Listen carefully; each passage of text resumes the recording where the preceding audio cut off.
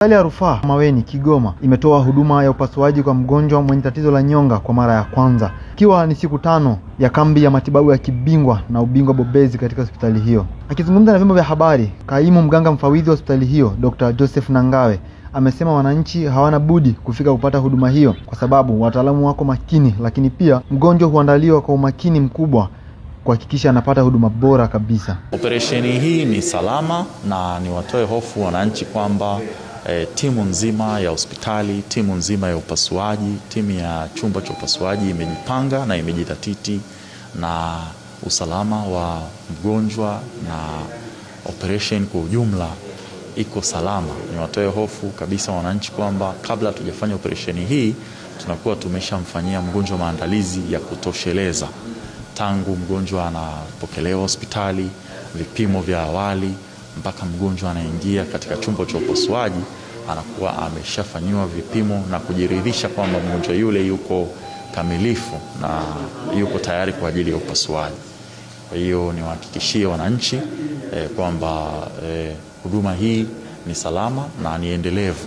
Hii pamoja na kwamba ni operesheni ya kwanza kufanyika katika hospitali yetu ya Rufaa ya Maweni Kigoma, lakini ni jitihada za serikali yetu kuwekeza nguvu na kuleta madaktari bingwa ili kuwekeza nguvu katika kuwatolea wananchi huduma.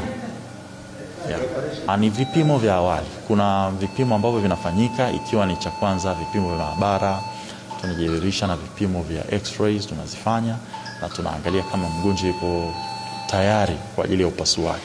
Kwa hiyo madaktari huwa wanafanya vipimo na ni taratibu ambazo zipo.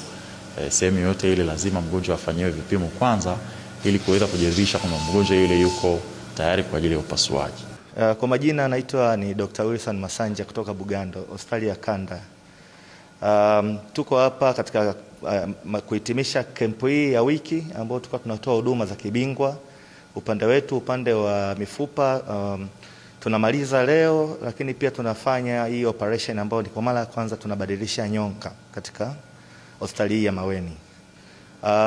Mara nyingi huduma hizi zinapatikana katika hospitali kubwa za kanda, lakini kwa mazingira haya tumefanikiwa kufanya operation ya kwanza na tunaenda kuhitimisha leo. Hatukuwa na changamoto yoyote.